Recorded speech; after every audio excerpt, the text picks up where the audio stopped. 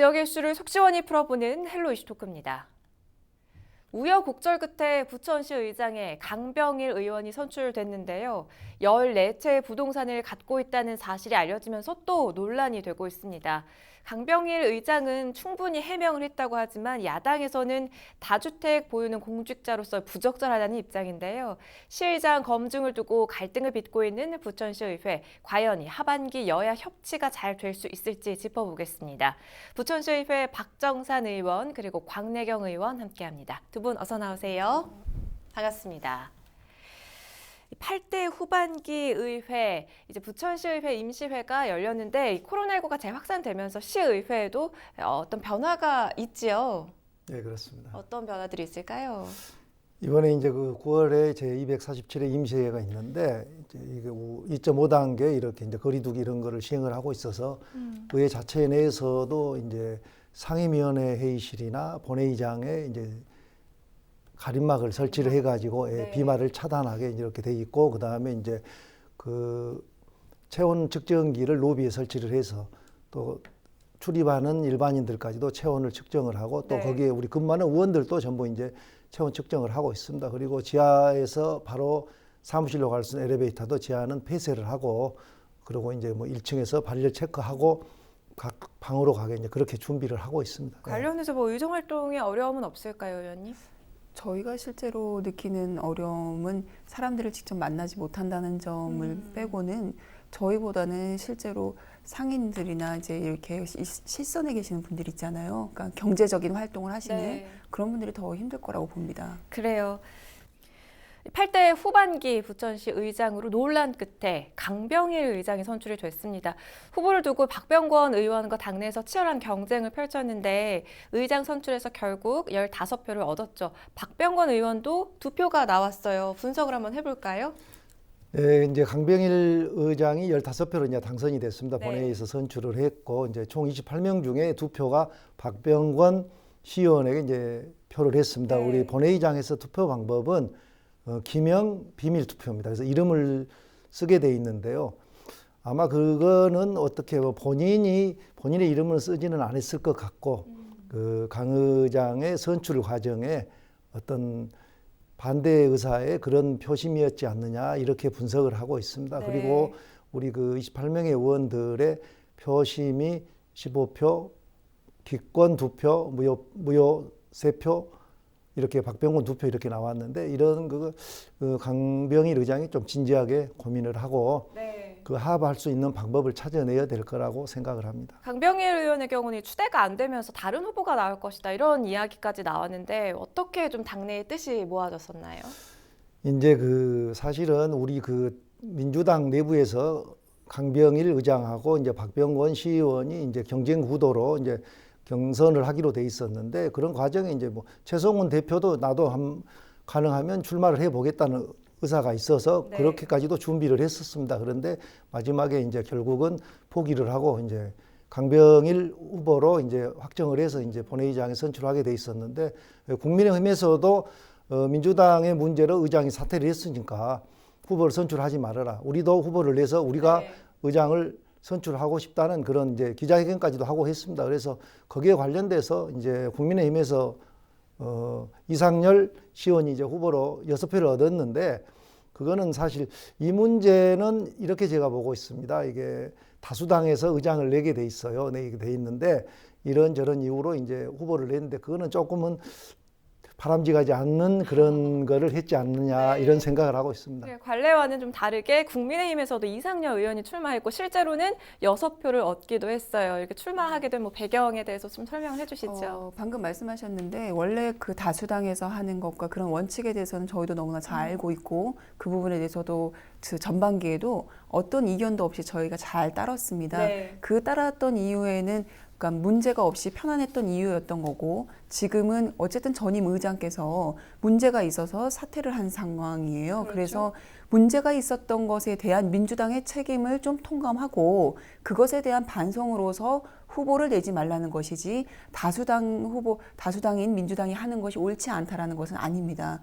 그런 의미에서 우리는 민주당에서 후보를 내지 말라고 한 것이고, 그 후보를 내지 말라고 저희가 했기 때문에 저희도 한 명의 후보를 낸 것입니다. 그런 의미에서 국민의힘에서도 이상열 전 부의장이죠. 그 현 부의장과 전 부의장이 일정의 합의가 있었고 그런 의미에서 이상열 부의장이 나왔습니다. 그래서 또 나름 6표를 얻었고요. 그래요.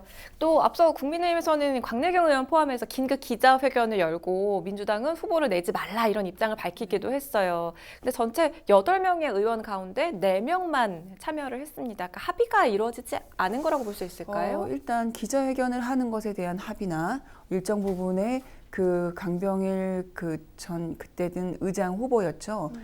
민주당에서 선출한 강병일 의장 후보에 대한 그런 문제 제기에 대해서는 좀 저희가 기자회견을 하자라는 거에 대해서는 합의가 있었습니다. 네. 그런데 우리가 한 성명서 내용의 일부에 대해서 합의가 되지 않아서 일단 시간적인 그런 좀 촉박함이 있어서 우리 그것에 합의된 사람들만, 일단 합의할 수 있는 사람들만 4명이 하게 되었습니다. 네. 좀 진통을 겪은 거죠. 그래요. 기자회견에 참석하지 않은 의원들은요, 다주택자라는 사실은 뭐 의장으로서는 부적절하지만 이게 부정하게 획득한 정황은 나오질 않았다. 그러니까 공격의 초점이 너무 개인에게만 맞춰져 있다. 이런 이유로 동참하지 않았다고 밝혔는데, 그럼 이 지적에 대해서는 과연 어떻게 보세요? 저는 그 지적은 좀 잘못된 부분이라고 봐요. 그것도 왜 그러냐면 강병일 의장 후보에 대해서 저희가 지적을 한 것이 그날 딱 제일 중요한 핵심은 뭐였냐? 첫 번째, 그 의장 후보로서 말한 그 후보 출마 기자회견 있잖아요. 거기 보면은 의장으로서의 여야의 협치가 없었습니다. 그래서 그 부분에 대한 지적이 하나가 있었고, 그 두 번째는 주택을 14채를 보유했는데 우리 그 국민의힘에서는 주택 14채를 보유한 다주택에 대한 그런 부분만 우리가 문제를 삼았어요. 주택에 대해서 어떻게 했는지, 부정적으로 했는지, 긍정적으로 했는지에 대해서는 그 성명서에 다루지 않았습니다. 그 부분에 대해서는 그 이후에 기자분들께서 다룬 것이지, 저희 성명서에는 다주택자로서의 강병일 의장, 특히 지금 민주당의 스탠스에 대해서 그 부분에 우리가 함께 한 것이지, 지금 다주택에 대해서도 이때까지 누가 문제를 삼진 않았어요. 하지만 네. 지금은 다주택론자에 대한 정치권에 있는 그런 사람들에 대해서 문제를 민주당에서 삼고 있습니다. 그런데도 불구하고 민주당에서 어떻게 검증했느냐를 저희가 이야기한 것이지, 그것을 부정적으로 했느냐 긍정적으로 했느냐 어떻게 했느냐 이 얘기는 저희가 하지 않았습니다. 그리고 개인적인 것에 대한 이야기는 강병일 의장님께서 의원일 시절에는 저희가 그 문제에 대해서 문제 삼지 않았어요. 하지만 의장이 되셨기 때문에 그 개인적인 사항도 어쨌든 공적인 공론화를 해야지 옳다고 본 것이고, 그 전임 의장도 만약에 개인적인 의원의 신분이었다면 그냥 문제는 삼았지만 그렇게 논란이 되지는 않았을 거예요. 그러니까 의장으로서의 우리 의원들이 살펴봐야 될 부분들은 여러 가지가 있다고 봅니다. 아무리 개인적인 것이라 하더라도요. 네. 특히 현 정부에서는 지금 부동산 투기 억제하기 위해서 각종 노력을 하고 있고, 고위공직자의 다주택 소유에 대해서는 매각 지시도 있기 때문에 이런 논란이 좀 불거진 것 같은데요. 의장으로 이 논란 끝에 선출은 됐으나 지금 가장 논란이 되는 부분이 14채나 되는 부동산 소유 부분이겠죠. 그러니까 자격 검증에 대해서 여느 때보다 지금 예민한데, 당내에서 뭐 충분히 검증이 됐습니까? 아니면 강병일 의장의 그 해명이 충분하다 이렇게 보십니까? 그 이제 의장 후보 시절에 이제 14채의 이제 아파트와 오피스텔, 그다음에 이제 근린 상가에 대해서 이제 이런저런 이야기들이 이제 언론에서부터 이제 지적이 됐습니다. 네. 됐는데 본인이 그런 여러 가지 이제 등기부 등본이나 이런 거를 가지고 의원들한테 설명을 한 걸로 알고 있습니다. 저도 이제 그런 내용을 가지고 이제 왔었는데, 저희는 이제 그렇게 이야기를 했습니다. 제가 이제 이거를 보고 이것이 맞다 틀렸다 할 수 있는 그런 이치에 있지 않기 때문에 이거는 본인이 노력을 하고 국민 정서에 맞는 선으로 정리하는 게 맞지, 우리가 이것이 옳다 그렇다고는 생각을 할 수가 없다. 특히 나는 그렇다고 이야기를 했습니다. 그래서 의원들한테 설득을 해가지고 이 부동산의 문제에 대해서 취득 과정에 대한 문제나 이런 것들은 굳이 알 필요는 없는데, 현재 있는 부분이 국민 정서와 안 맞으면 어떻게 매각을 할 건지, 어떤 시일에 거쳐서 정리를 할 건지, 이런 거는 의원들이 그래요, 그 정도면 되겠네요 할 정도 했으면 좋겠지만, 또 그거를 가지고 우리 의원들끼리 의총을 해서 이 정도면 소명이 됐으니까 이걸 인정을 해주자, 아니면 이거는 소명이 덜 됐으니까 인정을 못하겠다까지는 하지를 못했으면 못하고 개개인에게 이제 맡겼던 거죠. 알아서 판단하라고. 강병일 의장은 뭐 문제가 되면 매각하겠다 이런 입장을 내비치기도 했는데 그 앞으로 어떻게 정리하겠다는 건지 이게 또 그냥 흐지부지 되는 건 아닐지 이런 시각도 있거든요. 그거는 뭐 본인이 그렇지 않을 거라고 봅니다. 이제 왜 그러냐면은 이제 더불어민주당 당 대표를 통해서 빠른 시일 내에 문제된 부동산에 대해서는 매각을 하겠다고 공식적으로 이제 우리 민주당 단톡방에 올렸습니다. 그래서 그걸 이제 기다리고 있습니다. 그거는.